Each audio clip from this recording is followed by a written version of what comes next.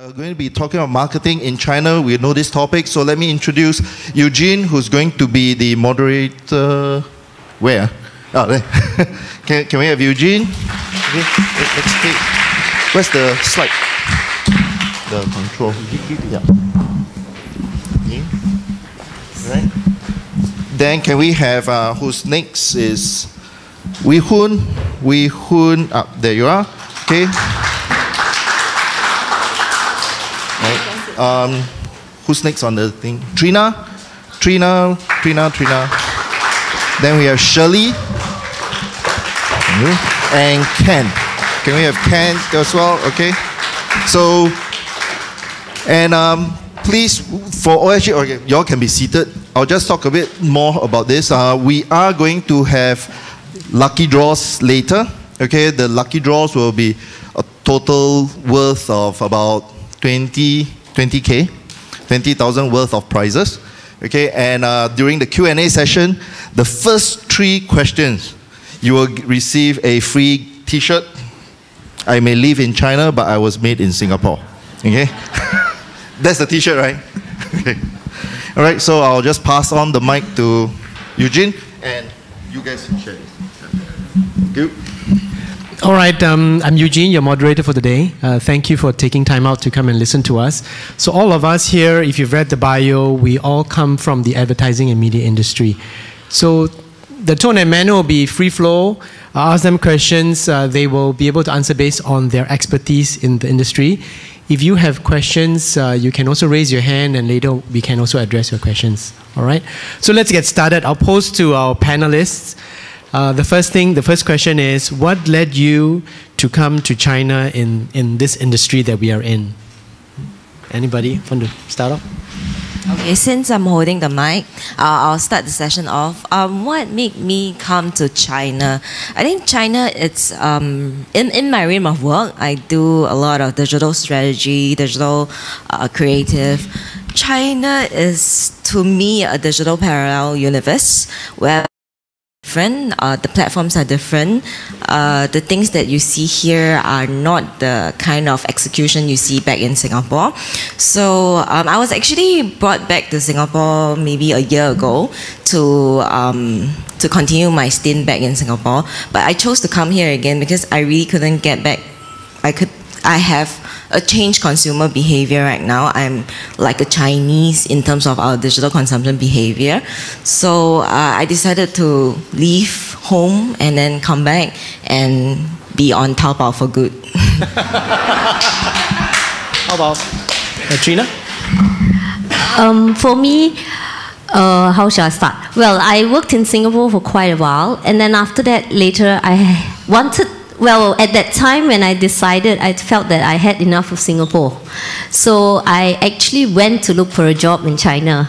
And I was lucky enough to meet someone at Botanical Gardens having lunch.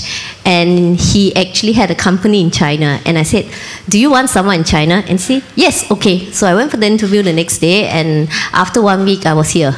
So that was how I got the job. And then I worked here, and I was very impressed with the size, scale, and the work here was really very large compared to what I was used to in Singapore. So actually, I'm a returnee. I was here in year 2000. But in the early 1998, when I was here with Hard Rock Cafe, I actually went to the ground to clean the floor and everything. So I found that it was such an interesting market for me because you really start from really ground zero. So then I also had an opportunity to be in Hong Kong. I was there for 5. But I found Hong Kong a real different story altogether. But then after finding out in Asia, I realized that I wanted to come back to Beijing because I kind of liked the sun and everything here, the scale was really great. Okay, I know the air is bad, but it has lots of sun at that time. How about Wee Hoon? Well, I came, well, compared to these guys, I've only been in Beijing for 2 years. And I actually, maybe 10 years ago, I thought of coming to China to work, but that didn't work out. And then I actually put that at the back of my mind already.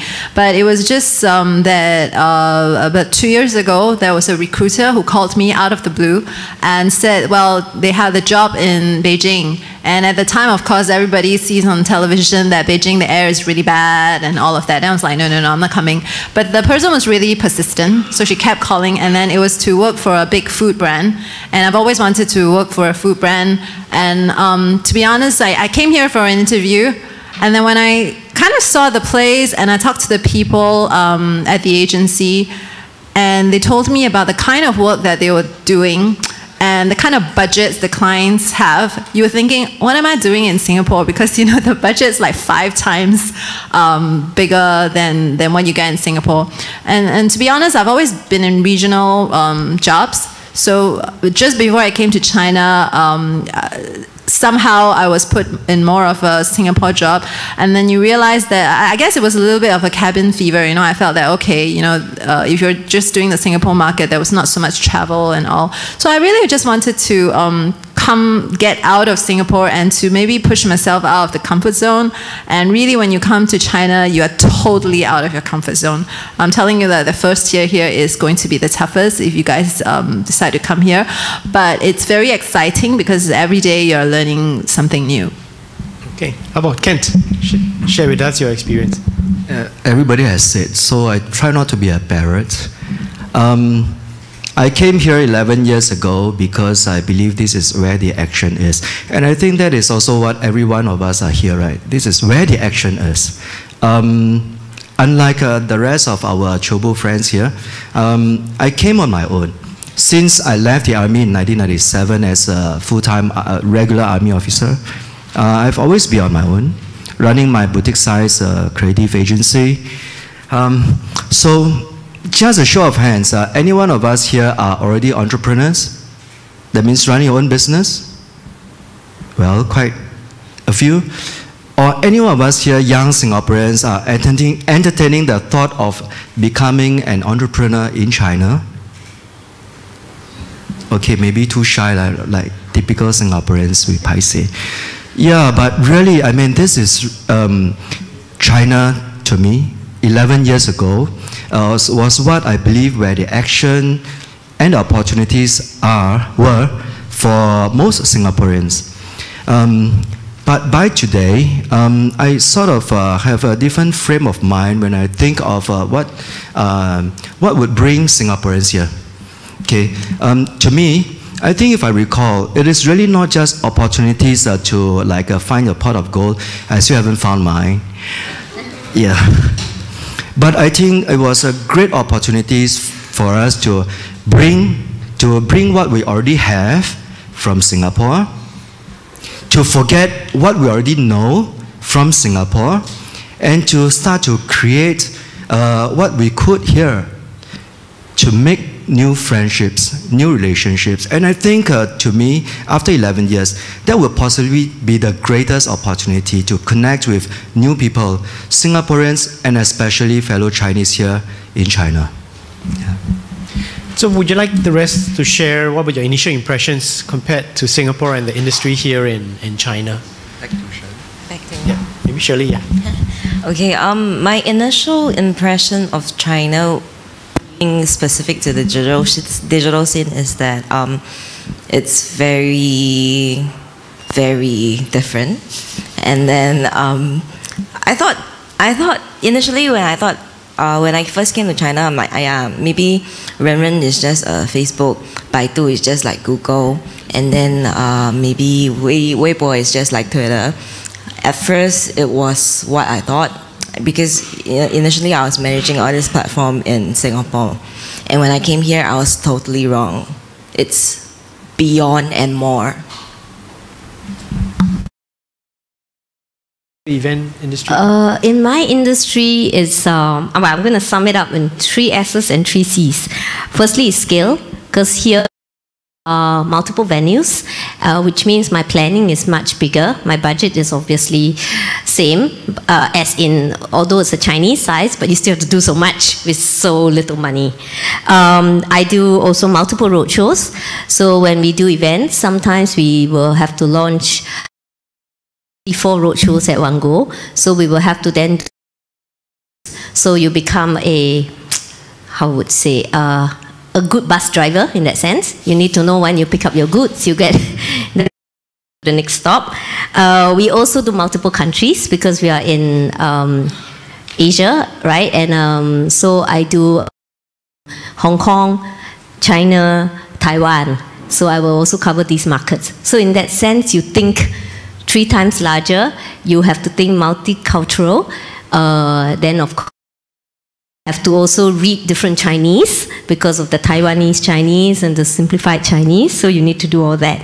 In size-wise, in Singapore we do 100 or maybe 50 to 150 plus events, packed events. Here we can do minimum 2,000 or more, like the open source events are like about 2,005.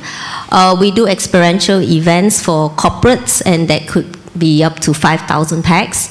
And then of course we don't say the trade events lah, that can come up to 80,000. So the type of management is much larger. And of course manpower deployment.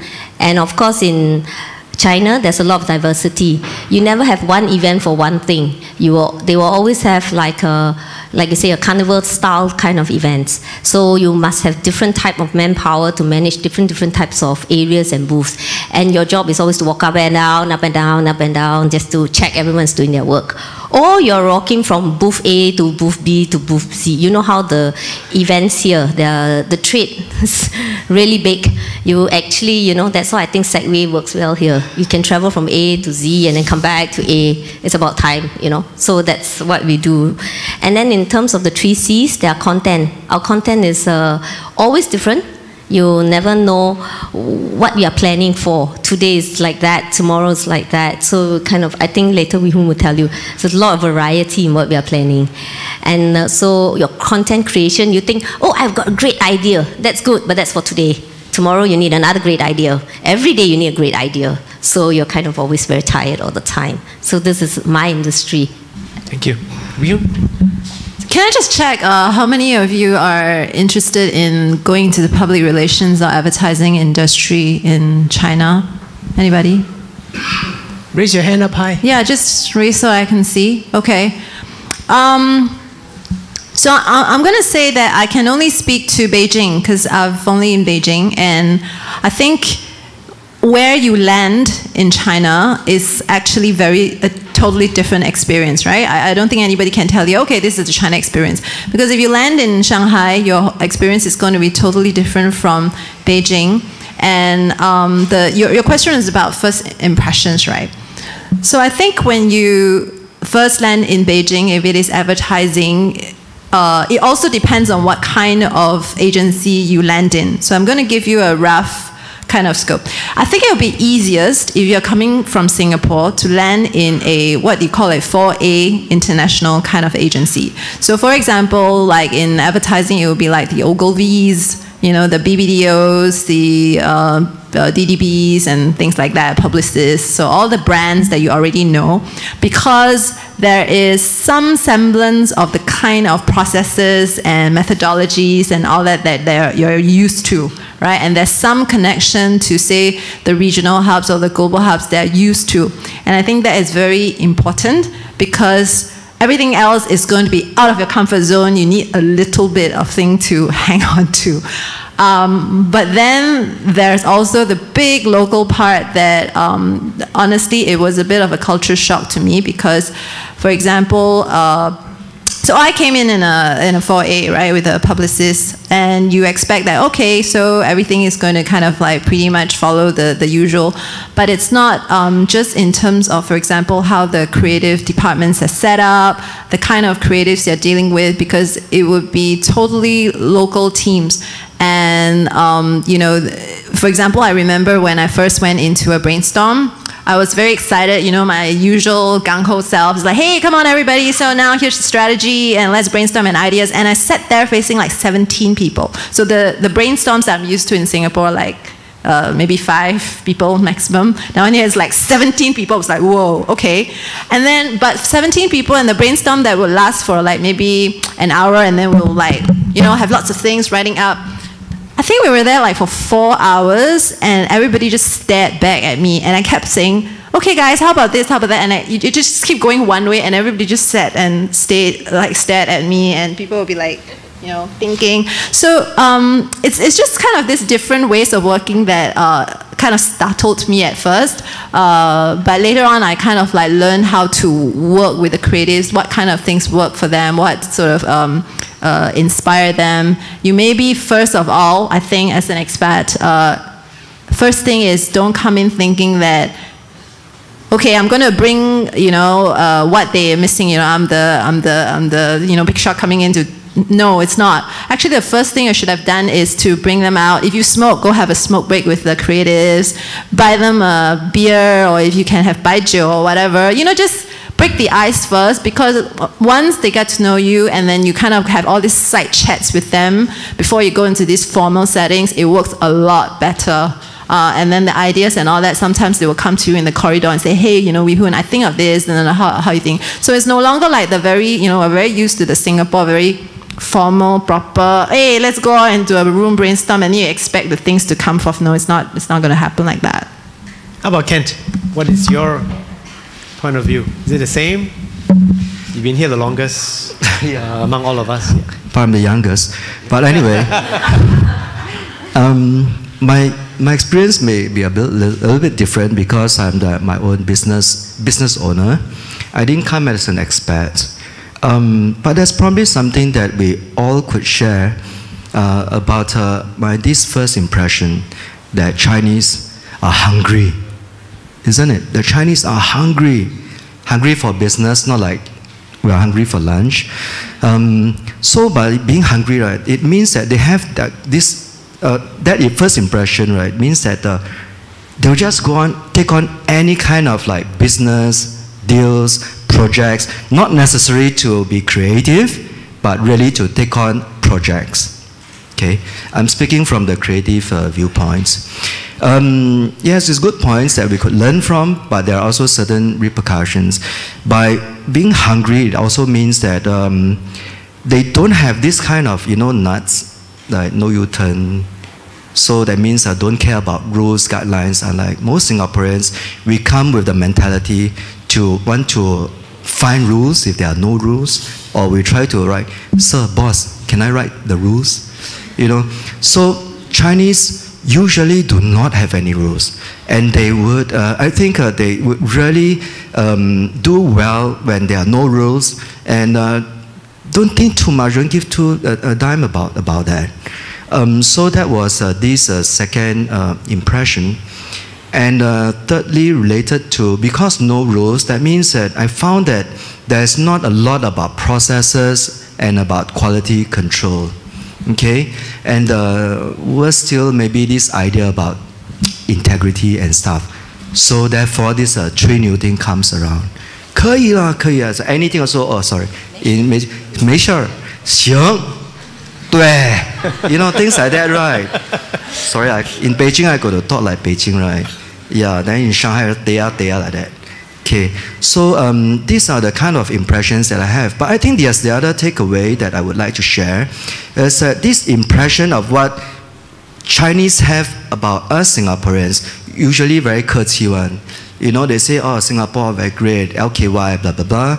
Okay, so of course, we would be flattered by all these, you know, good things that they would say about Singaporeans. So you really have to be through some of these, like 烟酒, right? Yeah, don't be offended where, you know, the fella throw a cigarette at you. It means they treat you like bro, pick it up and then light it up, right? So, yeah, once you get along well with them, remember my first answer to my first question, connect with them, then you'll actually get to, I found that once they start to trust in you because you trust in them, and you could relate with them, you can share common talking points like, you know, the the pop culture, the scene, the stars, the jianfei and whatever things, right, that to talk about. When they start to like you, then they'll share with you their real, true opinion about Singaporeans, whether it's good or otherwise. Right? Thank you. What do the others think? Is similar experience? I think what in my years here, what actually connected me most with the Chinese are a few topics. 星座, horoscope, and then 明星, celebrities, and entertainment shows, all the reality shows, and then finally it's really about 减肥. It's really about your bodybuilding, what the kind of diet that you have. And I guess these are some of the icebreakers that you can start off with when you want to connect to the Chinese. But I think a lot of times our culture is that we are very straightforward. We understand there are 美式 as 美式, but actually 优势, you know. There are a lot of times they are like that, but they are very, they don't tell you in your face.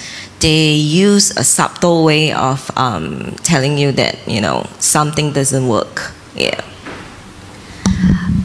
For me, because I think everyone has given you the soft talk about that.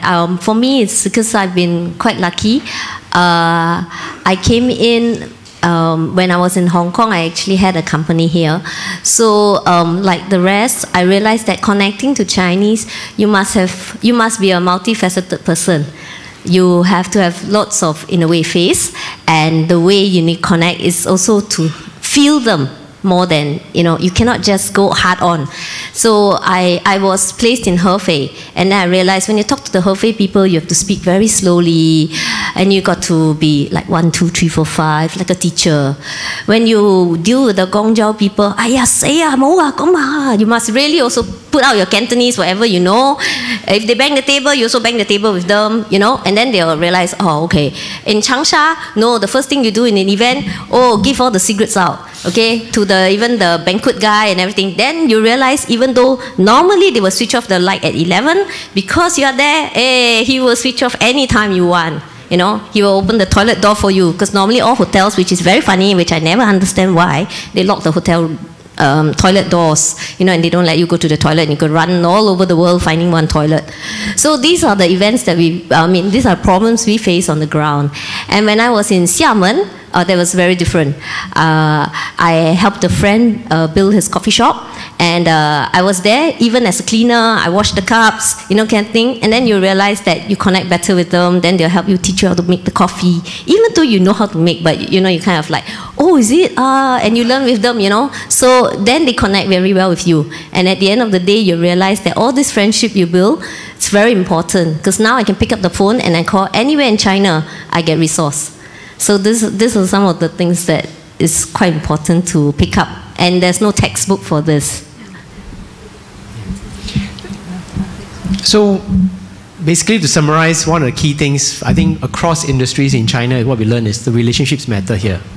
It's not just like typical Singaporean, okay, we're going to get the job done, that's it, finish, pack up, go. But we need to also do a bit of groundwork, understand your colleagues, right, before you understand your clients or the project, right?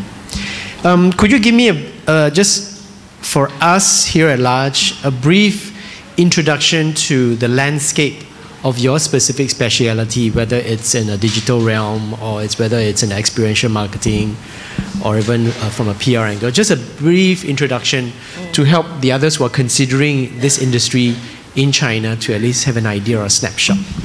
Okay, to start everyone off, I think the 3 most important companies in China in the digital realm you guys will have to know is the BAT, the Baidu, your Alibaba, and your Tencent. So like I mentioned before, Baidu is not just a clone of Google. In Baidu, they have an ecosystem, they have a whole suite of services, mainly focusing on knowledge sharing, data extraction, and some of your search behavior. So Baidu, in the sense, they keep people in their ecosystem. They are not, they can't, in a lot of circumstances like that, when people come over, they're like, Baidu is just Google. But in the deeper thing, in the deeper area, Baidu is actually more into artificial intelligence. If they are kind of developing a humanless car in the years to come. And then for Alibaba, they are not just known for Taobao. They are known for their financial capabilities, their e-payment, and then your mobile commerce, your e-commerce. They have a suite of, they have another set of things. They have Alimama, Alibaba and Alimama, but Mama take care of data. So all your, your behavior on the platform, they are well kept in this data center called Alimama. So then that brings me back to Tencent. Tencent started off as like our MSN. Back in the days, I don't know if you guys know MSN. Your MSN Messenger, before it died. That reveals our age, huh? Okay, so MSN is, you know how MSN works, but in China it's called QQ. QQ also functions more like an email sharing system, big files transfer, and then QQ groups. But Tencent started off as community service, lifestyle service. So right now, if you look into the kind of companies that is under Tencent, they are more into they cater to more of your lifestyle. So for example, your WeChat. Your WeChat is one ecosystem on its own. It's like one operating system. Every day you touch your WeChat, like, I don't know, more than you touch Facebook in Singapore.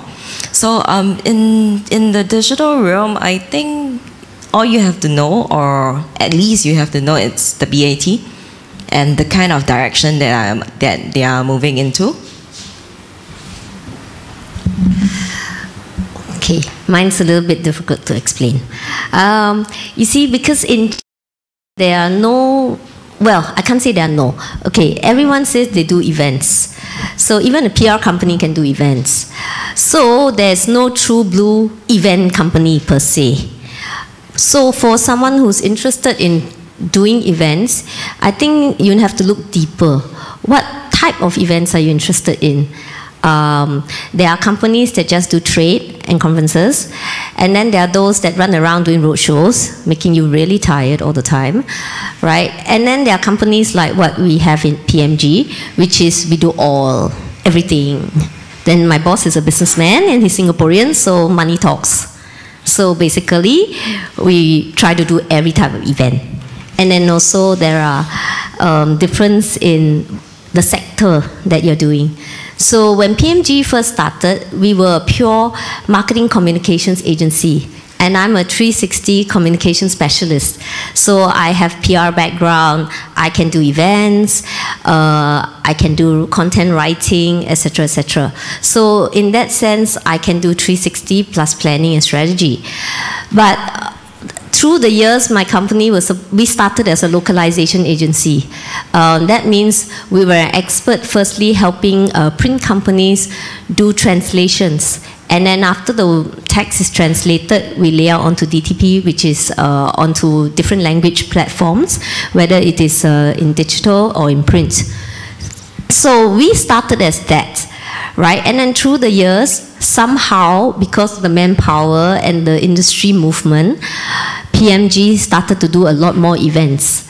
And so suddenly, we are now, after 20 years, we are now very full-fledged as an event company. In fact, we have 4 teams managing different IT companies. And because we are international in the sense that we are based in 18 cities in Asia, so that's why we support a lot of MNCs. So our clients include Intel, HP, etc., etc. So if you are interested in executing events, then joining some company, one type of this company like that would be good, because it gives you a full range of experiences that you will touch. Because depending on your client, you will do the type of events that they require you to do. Then there are other event companies here, like Apex, which everyone knows, very famous. They do a lot of fashion shows. So So they are expert doing all your Fendi, Gucci shows, etc., etc. Okay, all these big great shows of the Great Wall and all these big malls like Plaza 66, Taikoo Li, etc. They're all done by this type of companies. So they do experiential events for shows. That means if you like fashion, you want to be a show director, and you think you're very creative and you want to create all kinds of great things for all these high-level brands like Van Cleef, Mont Blanc, etc., then those are the companies you should work for. So actually, it depends on your choice eventually. But to start off, and if you come from Singapore, because Singapore is very specific. If you do fashion shows, you do fashion shows. And malls will only look for companies who can do that. And if a company like PMG, for example, although you say you can do all kinds of events, they will not give you that chance. But for us at PMG, we are lucky. It depends on the manpower that you have. And since I'm 360, I have done everything under the sun. I have done a concert recently in January with 10 Hong Kong and Taiwan stars. So if you have that experience, then the job is yours because you have to talk your way to winning that job. So I've done a concert. I have even brought the Tianjin government to Italy with 200 fashion brands for a press conference. So again, if you have that kind of experience and you can talk your way through in planning and organizing this whole event, then it is yours. I have done like maybe 80,000 pax event for Qingdao Education for Intel, a trade fair of that nature. And I've also done outdoor events, which some companies will not touch. Then you will expect an open crowd like San Li Tun on a weekend for Intel, maybe managing 7 IT brands. For example, the recent Warcraft event that was done by us. So I will have planned something like that. So in that way, a lot depends on your background and experience and what you like to touch. But give yourself an opportunity to go, when you go for the interview, to listen to this company, what kind of clients they deal with, what they handle, and then you assess yourself if you like this type of opportunity, and then you go in and try. Yeah. Let's hear from Wee Hoon, from the PR industry. Okay, I'm going to cover PR and advertising because I've been at both. So the first thing I guess is I'm going to talk about a few aspects of it. One is the geography. Which city do you do it in? The type of roles that probably more opportunity for Singaporeans, and then the type of agencies, and then maybe something that's very different here compared to Singapore. So first thing, geography. Of course, there are many cities in China, but in PR and advertising, it'd still be the 3 big ones would be Beijing, Shanghai, and Guangzhou. And choosing the city that you land in really depends on the industries, the kind of clients you like to handle.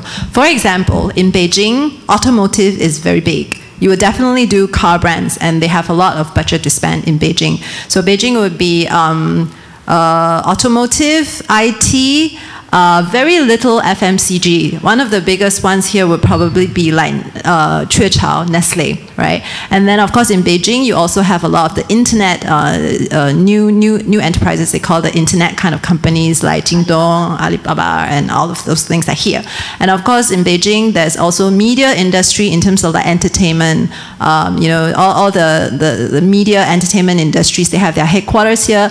And also Universal Studios is going to open a huge Beijing theme park in Tongzhou, I think in 2020 or something like that. So these are the kind of industries that you have in Beijing. In Shanghai, it's very different. It's definitely more, the FMCG brands, very lifestyle, very consumer. All the cool fashion brands and all that are there. Like Apple is there, and they moved from Beijing to Shanghai actually. So the whole team or the whole agency actually moved with the clients. Guangzhou, I'm not that familiar with, but Eugene worked in Guangzhou, so he can fill you in. But first of all, I think it's to do the research, right? Which kind of cities have what kind of clients? That's one. 2, the kind of roles. So whether you're in a PR agency or advertising agency, I think, or even a media agency, because they're all kind of really, maybe I'll talk about the types of agencies first. So there's creative agencies, you know, like the types you know I mentioned, the Ogilvy's and all of that. There's media agencies, those that does media buy, but again, that has changed a lot because the media landscape is so different now. There's PR agencies, and then there is like digital pure play agencies. But I just say that as a very rough guideline, because today all of the companies cross over and they do each other's jobs, and you'll find that at pitches, when we go to client pitches here, all the different kinds of agencies are fighting with each other. For example, a so-called PR agency right now, Edelman, we go for pitches that creative agencies will go for, that digital agencies will go for. So everybody is fighting for the same thing. And what Ken said is that when you're in this big, you know, like big brand 4A agencies, you feel like, yeah, you know, I'm so cool. No, you're not, because the local companies, that's the other one I want to mention, are very hungry. And so the China market is not just made up of all these like 4As. In fact, sometimes they may only have the what do you call that? The international clients, like for example, Nestle, right? They're international client, they have it here. But a lot of the big, huge clients in China are like the Yili, Mengniu, you know, all the local companies where the budget's like when you hear the budget, and you're from Singapore, you go like, what? Like, it's like, oh my God, you know, that kind. And a lot of them are actually serviced by local companies. For example, in PR, Edelman is the world's largest PR company. But in China, right, you have like Lanbiao, Blue Focus. They're huge, and they're very, very entrepreneurial, because from being just a pure PR company, they go on acquisitions and all that. They buy now. They're almost like a data company. They're, you know, in all kinds of different kind of digital stuff as well.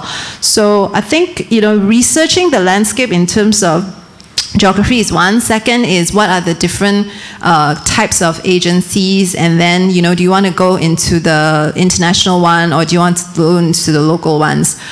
Because there are a lot of local hot shops as well. But like I said, if you are fresh from Singapore, I think your first experience, if you go right into the local agency, you're going to have a huge culture shock, and I don't even think there will be opportunities for Singaporeans. So that's the third thing that I want to mention, is the kind of roles. So myself, I'm a planner. That's like a strategic planning kind of a role. And already that kind of role is maybe not as well understood as, say, an account servicing role, you know, where you deal with clients and all that, or a creative role where you know, like Ken, you do the actual visuals and the ideas and all of that. So strategy is a little bit new, and these days the strategy is even more expanded, because there's like brand strategy, brand planning, then there's engagement planning, which in China is going to be very important and quite difficult, frankly, because in engagement planning you actually once you have the ideas, you have to figure out, you know, how do you roll out this campaign and connect at all the different touch points. And in China, compared to Singapore, it is so complex. You have the traditional media, you have the digital media, but digital, just to say digital, is actually, you know, it's just the tip of the iceberg. When you go into digital, there's that whole social stuff, you know, influencer, KOL. You know, in Singapore, you talk about, oh, opinion leaders, KOL, it's just that few. In China, it's a whole industry by itself, which has actually spawned a whole sub-industry of like startups that manage all this kind of like influencers. There are companies that help, for example, you to become an influencer. They do all the training. There's the companies that do like, you know, the agents to help you monetize all of these things, etc., etc. So I think when you look at the different kind of roles in the agencies, I do think that in terms of planning, it is one that is requiring talent which the local market still has not produced. I think in future there will be more and more, especially on the digital side. A lot of the Chinese are very good at that with the engagement planning. But maybe in terms of like the brand planning and all of that, it's very, very difficult to find talent in China. Like I've tried hiring, I talk to people in Shanghai, everybody tries to hire planners, but you don't find them, or you don't find good ones. So I actually think that is one area that Singaporeans at the moment still have a good opportunity, because we in Singapore, and maybe planning being quite a Western kind of a concept, with all the models and all that, a lot of it's in English. Maybe we have a better grasp of that now, and they are hiring us, whether it's from Hong Kong, Singapore, or whatever, to try and do that knowledge transfer. But like account servicing, there are opportunities as well, but I do think, for example, that's something that the Chinese, the locals, can do a better job of. They can, especially with Chinese clients or local clients, they can connect much, much better. And of course, language, right, is very important. I've worked with Singaporean account servicing who, in my agencies, who could not speak Chinese, or they couldn't speak very good Chinese. After a while, the clients would actually tell the agency, like, we don't really need him. And I can tell you that it's no longer like before, where in China, people see expats, oh yeah, you bring a lot of value. These days, Chinese clients, companies, even the post-90s, we call it the young people, they are very, very proud of their heritage, of China and China know-how. And you really have to prove that you can bring value, otherwise we don't need you. And it's really something that I think Singaporeans need to change the mindset, that we're better, we're not, don't assume that. In fact, there are lots of very smart Chinese people, they know the market better. A lot of things in China is way more advanced than Singapore or even the US, okay? Like now when I work with the US people, and then I'm like, oh my God, you guys are so backward. Like over here, we're already like, especially in the digital field, right? So yeah, I think that's generally the landscape. But this whole area of influencers, KOL, I don't think it's just for PR. I think it kind of like, it impacts a lot of the other parts of the industry as well. Because you're no longer talking about traditional media. They have become media. You guys have talked about, like, oh, you want to add something? Yeah. Sorry. Yeah. Sorry. So much I want to say, but I'll keep it short. For the creative industry, the landscape, right? Okay, crowded. Lines are blurred. A few keywords. One is things are growing faster and bigger, right? Every big agency is only becoming bigger than ever. And I think acquiring smaller agencies to become a huge house. Okay, faster, it really just basically means that everybody wants to do things faster, get to the market faster. Another thing about the trend of the creative landscape, it continues to be so that the, Jia Fang, Yi Fang, right? The client or party A, party B, yeah, the client continues to be king. Jia Fang 就是爷. And free pitches. So if you are working for 4A anywhere else, right, it really quite don't apply here. 4A principles, motto and all that stuff. Unless you don't want to do work in China, you got to do free pitches. Or there's also the other trend, polarization, right? The big boys are getting bigger. The small ones are also getting better, right? Whether as an independent consultant like myself, I disbanded my team 2 years ago. I used to have a 10-man team, boutique size creative agency. So if you're small, then what you really want to do is to be really good in what you do, okay, in a very specific or niche industry. And that's probably the way to go if you're really looking at starting, really doing something really good, okay? So as young creative professionals, you do have a choice. If you really want to be with the atas, swim with the big boys, the big 大姐 are here, right? Yeah, but if you really want to learn to almost like 包刷包嗨包盖料, right, as an intern or young, whether you're a designer or you're an AE or you're an IT-based guy, right, then you go for it.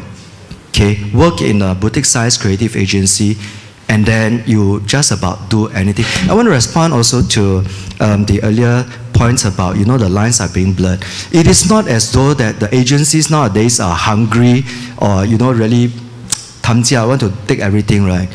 Back to this thing about relationships.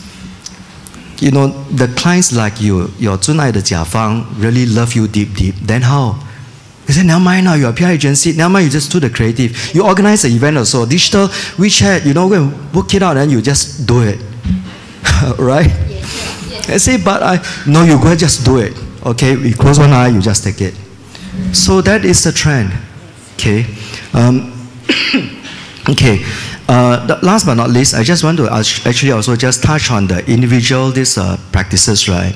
So if you are design-based thing, right, the trend or the landscape for the designers, this thing about the rankings or the hierarchies, check out in the 五幺同城 or 智联招聘, and then you know that if you are going to be a graphic designer or magazine designer, you are going to be right at the bottom. 平面设计师, this one in China is just not just super low end.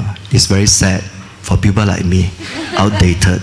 Okay, and then of course at the top is always architects, interior designers, but somewhere in between, and there is one thing that you guys would know by now, this thing about user experience designer, UX.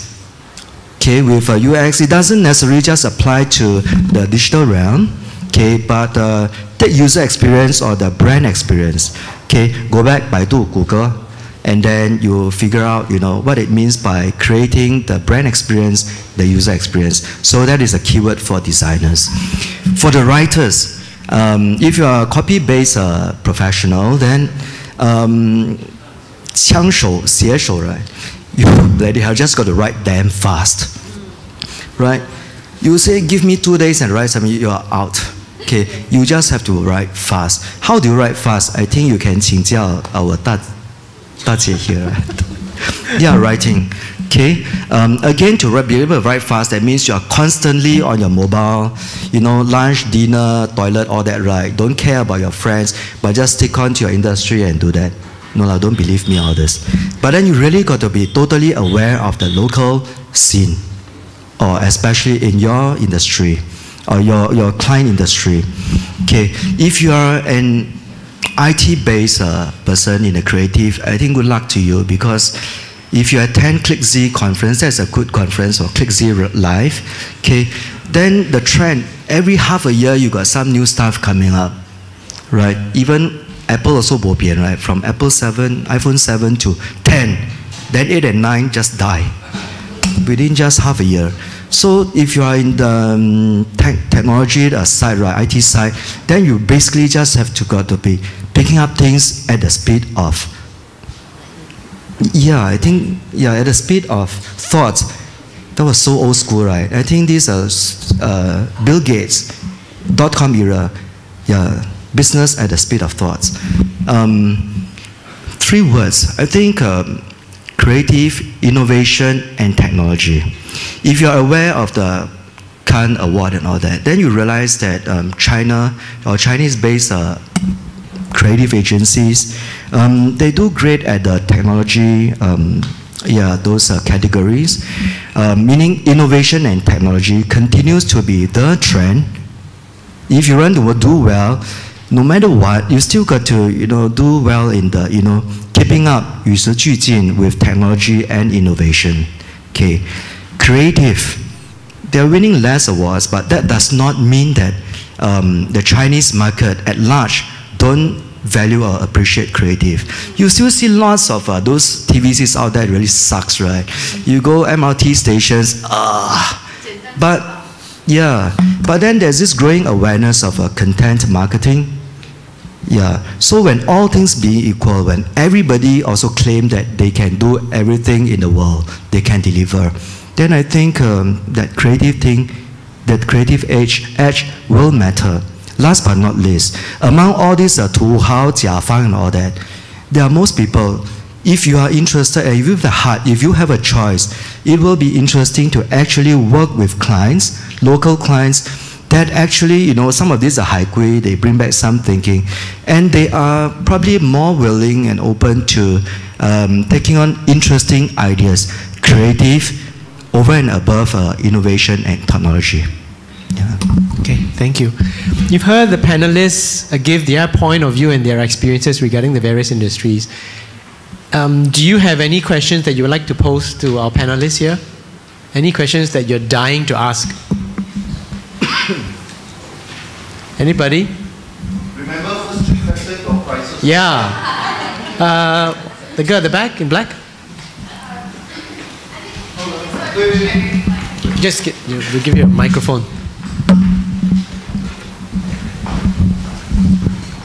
Remember, introduce yourself. Okay, hi everyone, my name is Angela. I come from Ngee Ann Polytechnic, so I'm here for internship. So thank you so much for sharing with us like your experience here in Beijing. I know everyone come from different industry. So actually, I just have one question. Like, will you eventually or like ever go back to Singapore?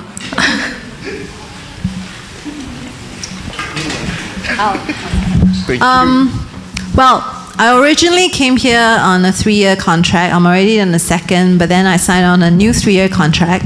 I think it's funny. I speak with a lot of people who have been here, and everybody originally planned to come here for a year, 2 years, 3 years, and then suddenly they stay for 10 years. Because honestly, I mean, because I have my family, I may go back, but I think it's very difficult to actually leave everything here to go back, because it is very exciting and you get very used to, like Shirley was saying, you know, the digital, you are very Chinese in your digital behavior and all that. Like even when I go back to Singapore during the breaks, I feel very like a little out of place, like, I cannot have my Taobao DT or that on hand. So yeah, it's hard to say. It really depends.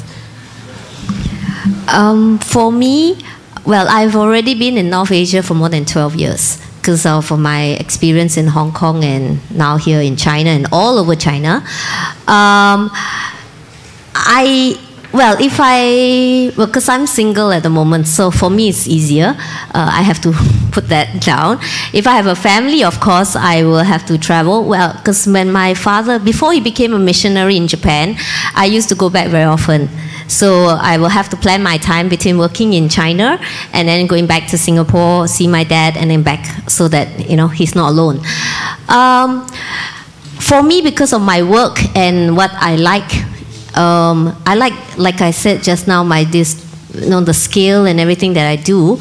So China is actually one of the better places to be at. I mean, of course, unless I choose India as my next route. Otherwise, I think I will still continue working in China. But whether or not I can find myself able to stay in Singapore for 1-2 weeks and then back in China for maybe 6 weeks and like that, that would most probably be ideal, because I find that because I'm also in a creative line, although I do account servicing, I also have to think all the time. I find going back to Singapore actually helps me recharge. And then I go and see the creative that's done in the malls like in Ion and Tangs. By the way, I used to work at Tangs. So they are the better creative companies when it comes to advertising, PR and marketing.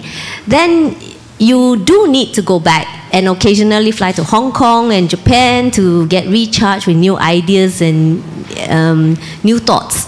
So, yeah, okay. I think I would encourage everyone who has been out here to go back, not because I'm patriotic or what, but I mean, being the lucky ones that we are outside of Singapore, we get to see things that are uncommon. We get to see bigger things. We get to see a different side of the world that Singaporeans may not be able to experience, and maybe bring closer back at home. We have startups. We have Grab, for example. Grab right now is actually developing this Grab Pay, and I think the future of Singapore really depends on people who has been out there seeing things and bring back to help our people and help us grow in terms of technology, in terms of creativity, in terms of advertising. I think eventually we will all be back home. I kind of echo, what Tajie has said. About 15 years ago, back in Singapore, I did this play, promoted this play. It's called 同在家乡为异客. I think many of us feel like that too. We are home, but then, we miss Taobao, and a bit more. Okay. I came because I came to pursue my third teenage dream. And after 10 years, I realized that some of these things, I have accomplished, and it's not like pot of gold, that kind of shit. Okay, so, sorry. Sorry. There's so much of these relationships that we have built. This kind of like bros and sis kind of thing, right? Sometimes I realize after 10 years, it's even stronger than that kind of thing, in Singapore. Hey, bang, bro! It's stronger than that, Many Chinese, I'm not sure you feel like that in the corporate world, but then when the Chinese call you a bro, not the, over 白酒两杯 type. When you are in deep, and they really will die for you. Not literally, never tried. Yeah. My company is called MadAboutDesign, MAD. It's also in short for Make a Difference. So that was my third childhood dream, or teenage dream. So, but people would ask me, I'm so much localized. Going back to Singapore, people would say I look like Ah Tiong. You know what's Ah Tiong, right? Yeah. I go show this T-shirt. I just was sharing with some friends like Angela and some. Can you see behind? Can the video take? Can, right? Okay, it's the 家, there's a heart and a plus. So in Chinese, it's called 家在心中. Okay, +65. That's a T-shirt that we did for our National Day dinner in Shanghai. Dr. Tan was there. Okay, so the theme is home always. 家在心 as in the 新加坡的心, 中国的中. Okay, 心中 and 心中, so there's a pun there. So in short, it means +65, call home always. After 11 years, I can only say I'm still madly in love with Singapore. Okay, when will I go back? That is an interesting question. The standard answer for people who want to introduce those auntie to me, right? I say until I 就找到对象就 OK 了。Then sometimes I just go straight and just tell them that 我已经找到对象了叫什么名字？他的名字叫未来。Thanks. And his T-shirt is available outside. I'm just kidding. Well, for me, 找到对象, I found my 对象 in China. So China is home for me. I think the key thing for all of us is I share similar sentiments. I only thought a 3-year contract, I will only give myself 3 years and go back. But I fell in love with this country and the people here and the culture here. It's good and bad. But I guess if you stay, you need to know why you stay. If you go, you need to know why you go. The time will come. I've met people who've been here 20 over years, but I've also met people who say the time has come. The time to go home has come. And it's very difficult to communicate, but they say, I know my time has come. I've met many. And maybe for you, as you contemplate your future, why you want to go, why you want to come, why you want to stay, why you want to return, just be sure. So when people come here with all conviction, yes, the time has come, or the time is come to go. Just be clear. And how do you know? Talk to people. I encourage you, time is short, I'm sorry, but we can have 2 more questions. But later on, after the questions during the makan time, you can grab any of our panelists. They are more than happy to share with you their experiences. So second person, this young lady. Hi panelists, thank you for the great sharing. So my name is Shirley Eng, I came from NTU, and currently I'm a PR marketing comms intern at this AI startup.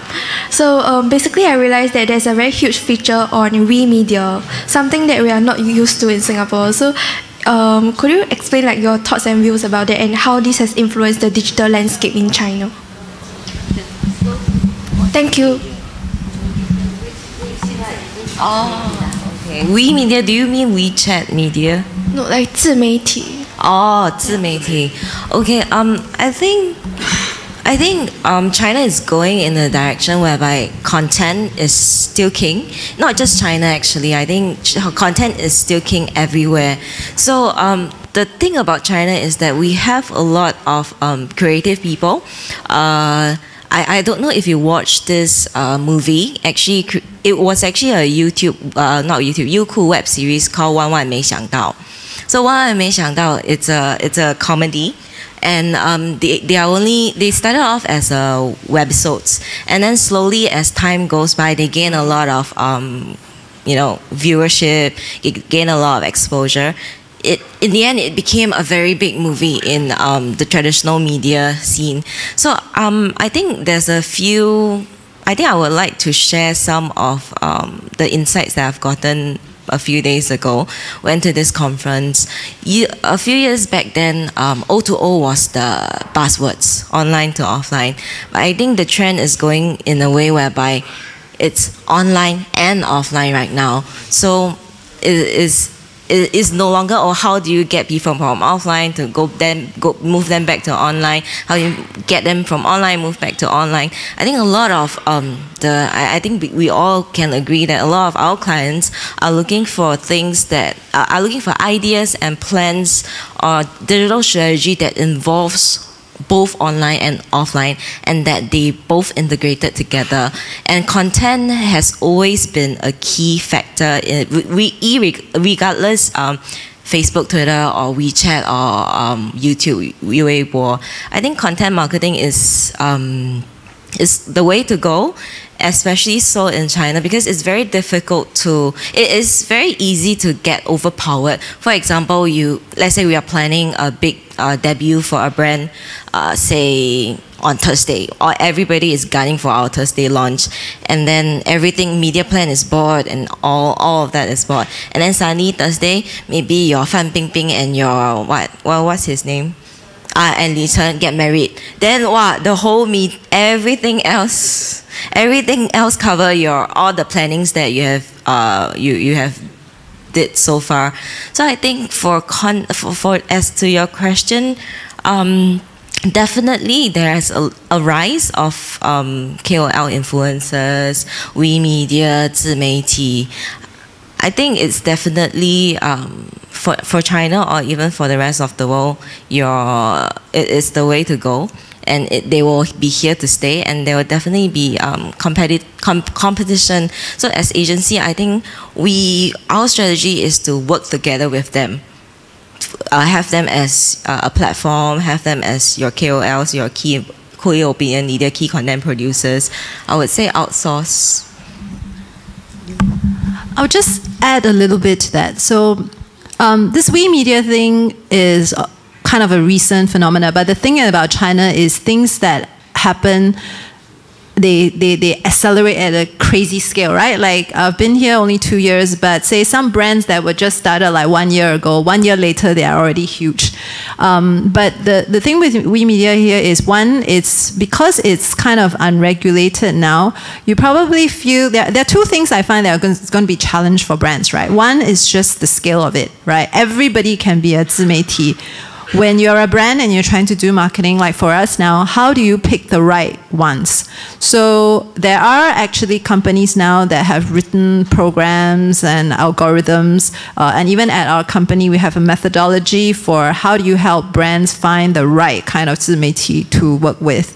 There are also companies that are responsible, or they sign up all this 自媒体, like there's this IMS, they actually are the company at the real back end that help to monetize all of this 自媒体, and they actually work with all the Weibos and all that. So all the Weibos and all that, they may use, the 自媒体 may use the platform to do it, but at the back, how do they monetize it? Like when you click on their ads or whatever, they still need to go through this IMS, this company, to actually do all the back end logistics and all of that. So there are those companies that are even now stepping up and contacting the 甲方, the brands themselves, to actually do deals and all that.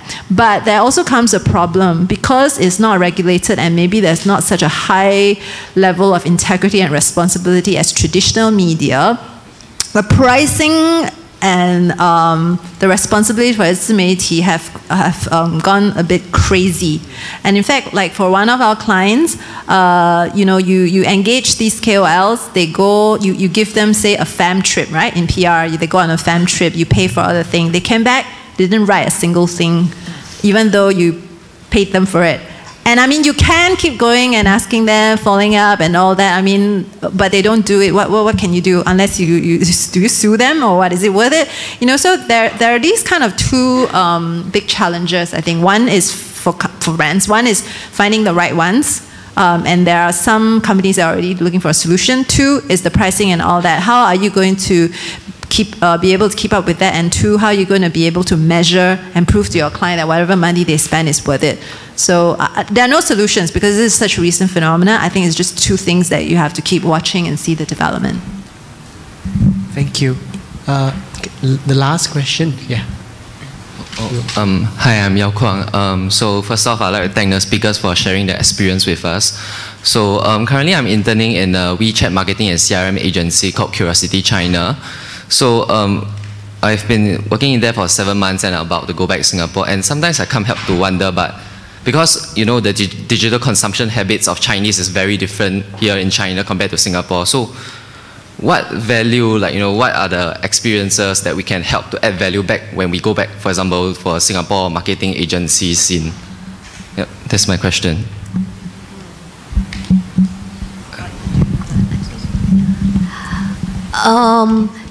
Yeah, I think your question is what values you should bring back so that you can add value at the Singapore company, right? I think like what the other 2 shared just now, I just wanted to add on to say that what you have learned in school regarding traditional media and etc., they all are very important and they're still the basis of any marketing or advertising or PR that we are all talking about.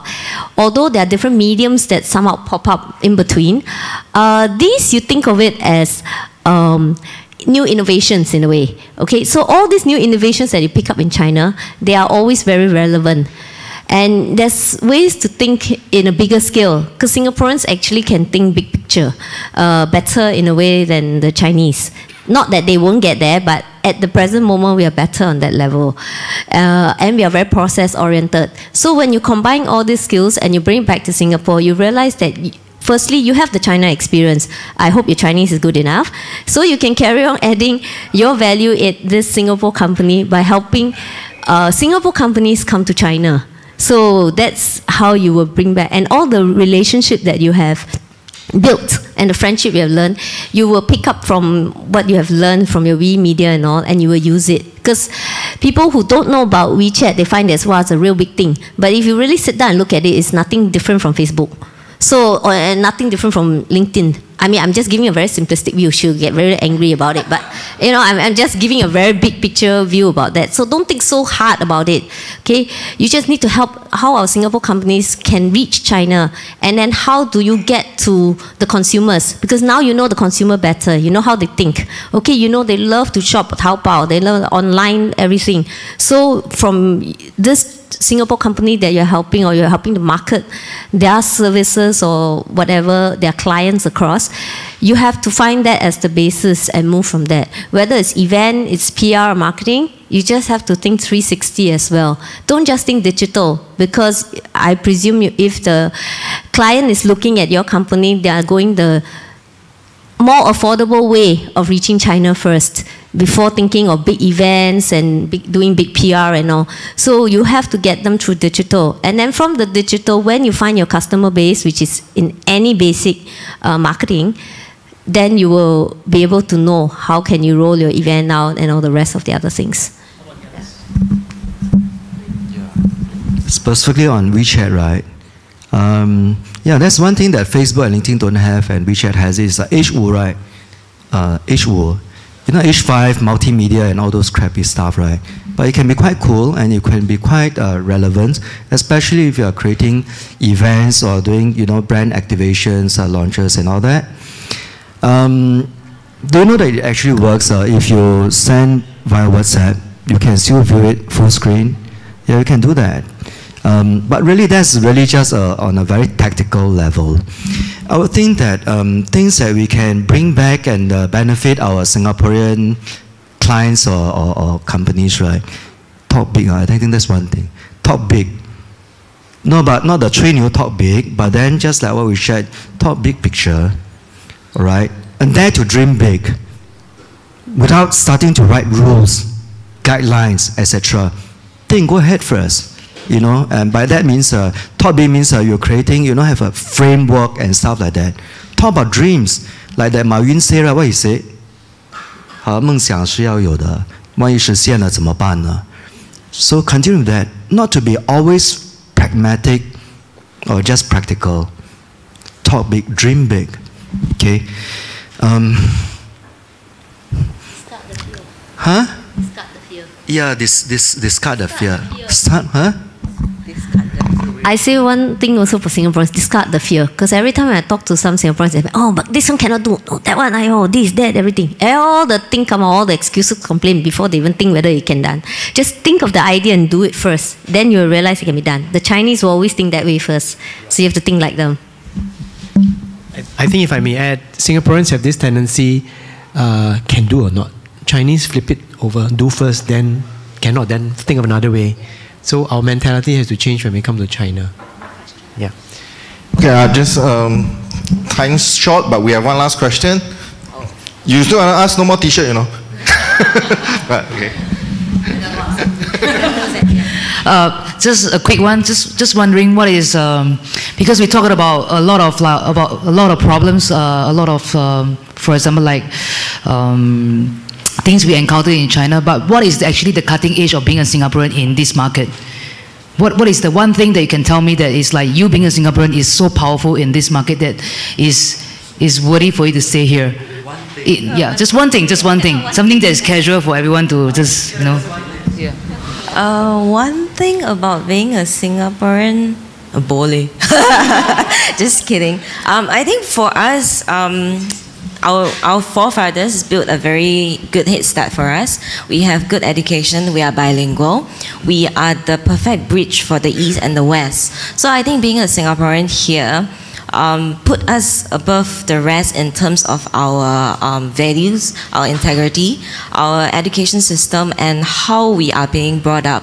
So I really think that one thing good about being a Singaporean here is that you can help Chinese company venture out of China. You can bring Western company help Western company break into China. I think that's what one value add that as a Singaporean I hope that I can do. One thing I really, really want to tell the young Singaporeans is please be diligent in your Chinese lessons. I see so many young students in Singapore where they say, oh, Chinese too hard, I give up. Or the parents say, it's okay, no need to study, I send you to Australia. You will realize it is a gift that we have that kind of education system that puts us, like Shirley said, the best blend of East and West. I really see that as the edge, but it's not but unfortunately it's an edge that probably wouldn't stay forever, because as more of the Chinese go overseas to study, and you'll see the number of learn English schools that are here. Like you go to any shopping center, they always say, 你是学英语吗? 你是学英语吗? They all come to you. So I feel like this is the time now, since you still have the edge, better come and do something. So language, the command of language, Western companies like to work with us. Number two, company's reputation, the country's reputation. Our founding fathers did a very good job.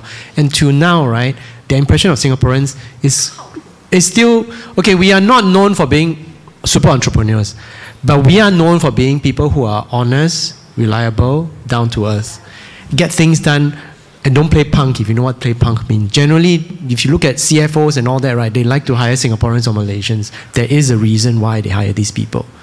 So even language, our edge is being eroded very, very fast. So bilingualism is very important. Please understand that, and helps to bridge. Yeah. For me, I add on to what everyone said is basically, although they say don't forget your Chinese lessons, I want to say that even if you're here, never stop learning the Chinese language. And also constantly, well, if you can, start learning how to type Chinese now. It's a bit late, but it helped. And then the other thing is having the right attitude. I think, the willingness to work hard and having the right attitude and come with an open mind. That would be my take. It's very important. Integrity, I agree. Integrity would be the topmost important value. Say clap hand already, right? Yeah, means mean what you say what you mean, and do it. That means the in Chinese, right? Actually, there isn't a really direct word. I do translation work as well.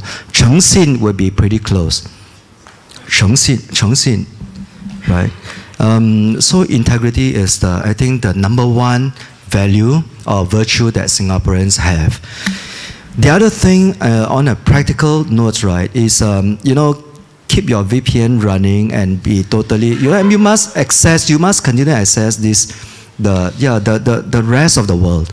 China is the world and then the rest of the world, right? Yeah, if you lose that edge, okay, you can say as much Putonghua as you like, you'll be like me, like Atyong. Then no more value, right? Your value must be because as Singaporean, you must be able to think, internet global, but you can actually act like Atyong, very local. Yes? But with the integrity. Thank you.